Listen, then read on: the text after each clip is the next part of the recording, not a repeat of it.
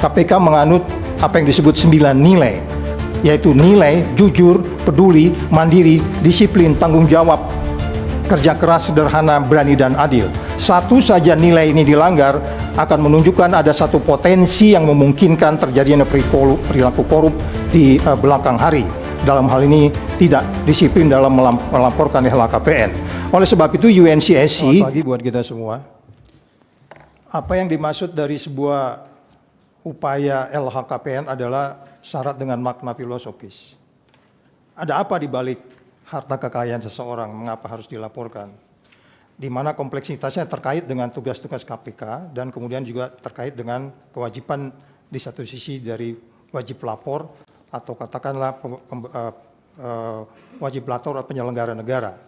Sebab itu dari sudut pandang di atas adalah penting untuk kemudian logika transendental menuju good governance menjadi patokan buat kita semua penyelenggara negara. Yang pada bagian lain ada hal yang paling penting apa yang disebut di dalam good governance, yaitu prinsip-prinsip yang disebut transparan, akuntabel, bebas dari konflik kepentingan, dan fairness. Di dalam prinsip pemberantasan korupsi kita kenal apa yang disebut sebagai devil is in detail. Korupsi bisa masuk dari pintu-pintu yang sangat sempit, diantaranya tidak melaporkan LHKPN dengan sesuai dengan jadwal. Oleh sebab itu, dalam pemahaman lebih praktikal, KPK menganut apa yang disebut 9 nilai, yaitu nilai jujur, peduli, mandiri, disiplin, tanggung jawab, kerja keras, sederhana, berani, dan adil. Satu saja nilai ini dilanggar akan menunjukkan ada satu potensi yang memungkinkan terjadinya perilaku korup di belakang hari. Dalam hal ini tidak disiplin dalam melaporkan LHKPN. Oleh sebab itu UNCSC yang kita tanda tangani tahun 2003, terus kemudian diratifikasi tahun 2006, menekankan apa yang disebut sebagai transparansi menjadi bagian yang paling penting di dalam pemberantasan korupsi. Nah, oleh sebab itu dalam hal ini bagaimana transparansi bisa dilaksanakan, kemudian bagaimana prinsip-prinsip governance, risk and compliance atau kepatuhan adalah bagian yang paling penting di dalam pemberantasan korupsi. Mengapa transparan menjadi isu utama akan menjadi lebih baik? Karena tata kelola dari sisi penyelenggara negara dan dari sisi pemberantasan korupsi adalah hal yang paling penting di dalam melakukan apa yang disebut sebagai good governance. Sebagai sistem pengawasan internal, diyakini LHKPN akan menjadi fasilitator pengawasan internal lembaga pengawasan Komisi Pemberantasan Korupsi atau penegak hukum lainnya sebagai bagian menghindari konflik kepentingan yang sampai hari ini kita berada di ruangan ini adalah bagian yang paling sulit untuk diatasi di negeri ini. Oleh sebab itu, apa yang saksi ahli saksikan pada persidangan di KPP yang baru lalu mengenai kasus Akuo terkait dengan kewajiban salah satu calon sebagaimana yang dimohonkan, karena ada masalahnya kurangnya pemahaman tentang butir-butir di atas, padahal tentang perlunya memahami detail-detail sebagai yang saya sebutkan tadi, devil is in detail, bahwa korupsi masuk dari pintu yang sangat sederhana akan bisa terjadi di kemudian hari. Oleh sebab itu KPK dalam beberapa kesempatan at any time sebenarnya bisa dihubungi, bahkan sesederhana kita memencet telepon 198 akan datang bantuan untuk kemudian mempermudah pembuatan laporan apa yang disebut sebagai kewajiban melaporkan LHKPN.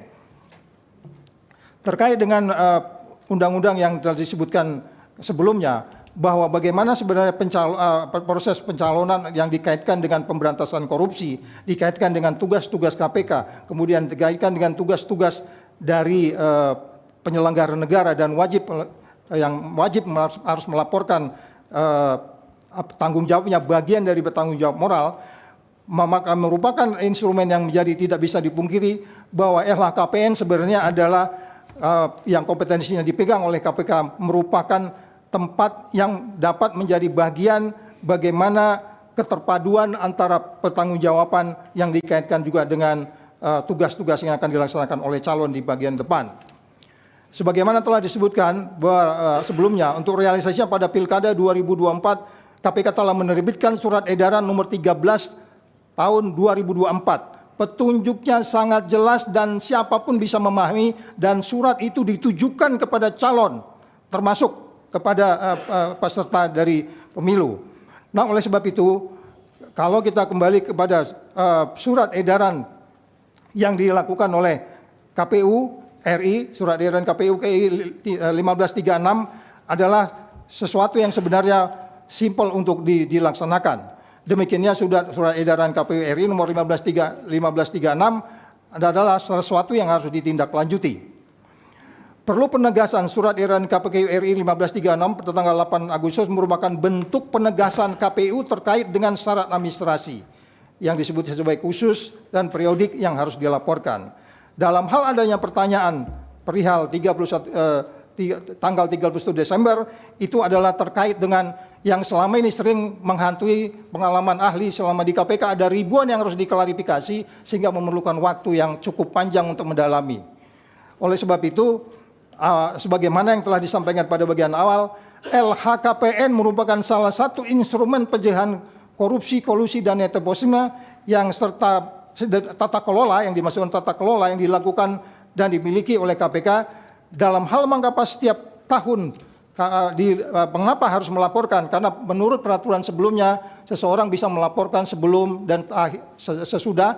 Kemudian tahun 2016 dilakukan perubahan bagaimana caranya agar setiap tahun diperbaharui. Ini adalah untuk menjaga orang yang baik tetap menjadi baik ketika dia menjabat di jabatan yang akan dia jalani. Oleh sebab itu yang mulia, devil is in detail.